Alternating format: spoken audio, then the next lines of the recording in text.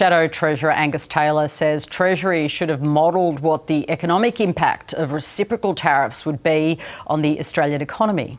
You would have thought a Treasurer who understands economics, understands economic history, and he clearly doesn't, would say to the Treasury Secretary, can you please have a look at this? What's it mean for our economy? What's it going to do to the global economy? And most importantly, what's it going to do to the Australian economy? He hasn't asked for that. I spoke with the Treasury Secretary. It is clear the Treasurer has not asked for that. I want to bring in Independent Senator Jacqui Lambie. Senator, welcome. Good afternoon. You've previously called for the government to stand up to Donald Trump on tariffs. They obviously have been pretty clear since his tariff announcement about their views on the tariffs and not wanting to do any deal. Are you happy with the response you've seen?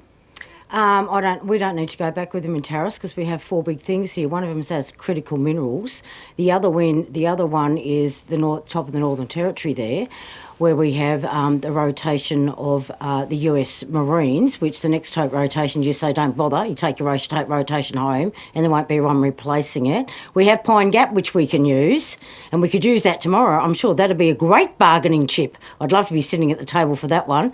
And then, of course, in the Indian Ocean there, the US submarines rely very heavily on the communication section that we have there on that satellite that we have sitting there that belongs to us. And without that, they're stuffed. So, you know what, there are things that you can go and do which do not involve tariffs, that you can go at the US and really hold them accountable for a few things and just say, nah, come back to the table, otherwise we're going to switch this stuff off. But they don't have the guts to do that, okay? They're still sitting on a fence here. This is how I see them. There is no retaliation. It doesn't matter who it's from. I've got Peter Dutton out there gobbing off about saying he'd see me. Well, that's great.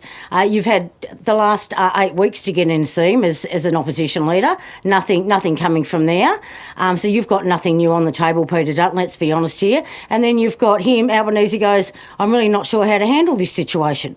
They're just sitting on the fence. What do we do here? I don't know, you might want to bring in some military boys and actually maybe take some, ask them for their opinion on how we retaliate here, that you can have very quick fixes with. That suggestion of using our defence relationship as a sort of trading or bargaining chip over tariffs, very, very senior people, including, of course, former Prime Minister John Howard, have said we should never use those as leverage. Well, that's why I don't agree. I don't agree with John Howard. I think it's absolute bloody rubbish. And you're not doing anything on your trade. You have defence here. You have 3,000 Marines sitting at the top of Northern Territory. Tell them they're no longer welcome. Very sorry, that's the way it is.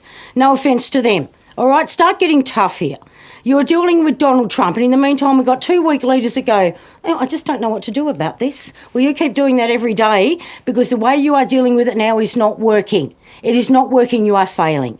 So put your big boy pants on and toughen up. Toughen up. That's what needs to be done, PK, and it's not getting done. And people have had a gutful of it. They're screaming out for leadership in this country. Here is your perfect opportunity to see what you're made of, and you are completely missing the mark. I just say that. Do you really think that Peter Dutton, as an opposition leader, could have really got a meeting with Donald Trump over the last couple of months? He's had his mates over there. He's, he's using his own people, saying his own people have got good contacts with him. He's saying he's got good relationships in there. Well, why not? Why not? I just find it absolutely bizarre. He can't go back and say, you know what, we did a deal with them with Malcolm Turnbull. I'm sorry, it's a whole different scenario here, and you know what, it's a whole new year, and Trump has come down a whole lot tougher.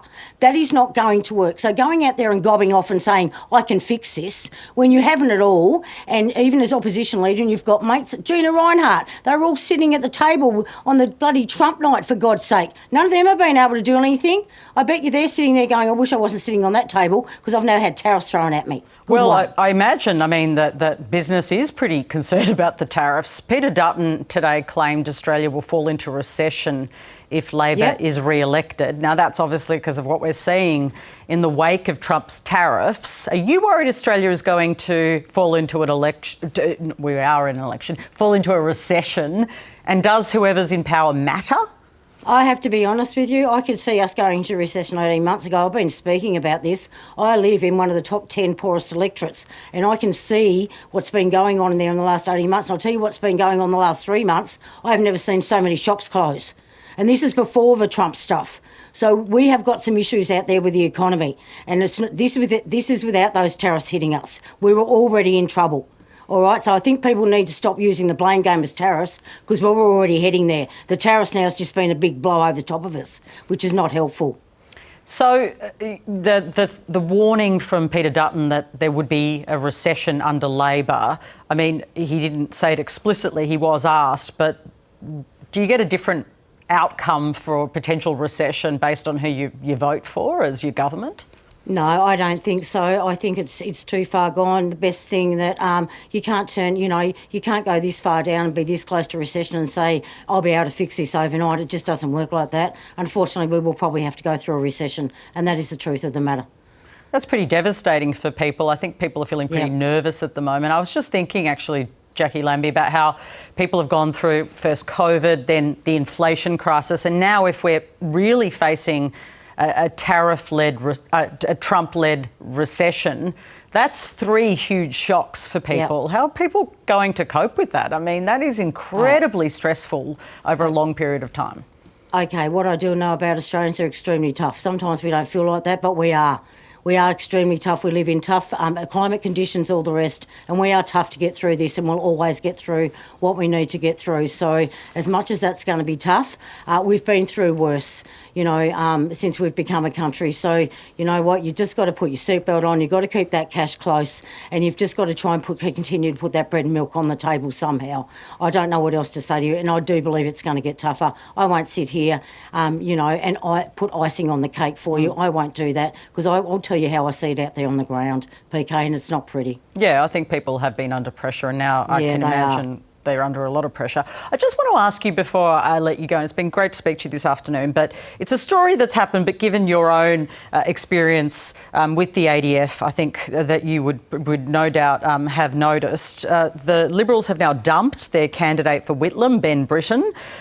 He has spoken, there were comments found from him about women, they shouldn't serve in the Defence Force, was a previous comment in combat roles, I should be very specific.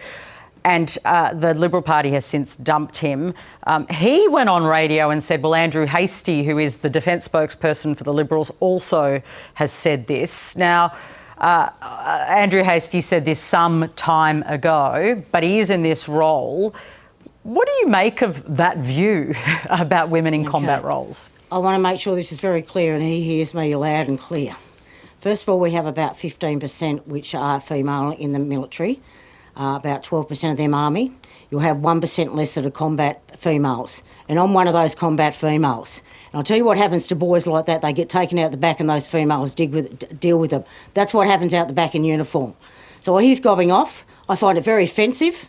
My body is broken for that. I would never, ever not do my time in the military again and become one of those combat females. It's one of the proudest moments of my life to say that I've been one of those combat females. I don't care what it's done to my body, but to know that I can stand out with those boys on that front line and take it right up to them and have earned that, with those men, and for him to come out and say that, I find that absolutely disgraceful. Absolutely disgraceful. Because I'm telling you, if he was in a combat unit with me, he would have been fixed up in about a split second, and that would have stopped. And he knows it, and so do I. Well, Andrew Hastie, to be clear, has not come out and said that he thinks this. At this point in time, I've not heard him say that. I'm not talking about Hastie. I'm talking about the other idiot out there. And I will say that from one military person to the next, from one veteran to another to him, right now today, and being one of those combat girls, one of those first combat with females in uniform.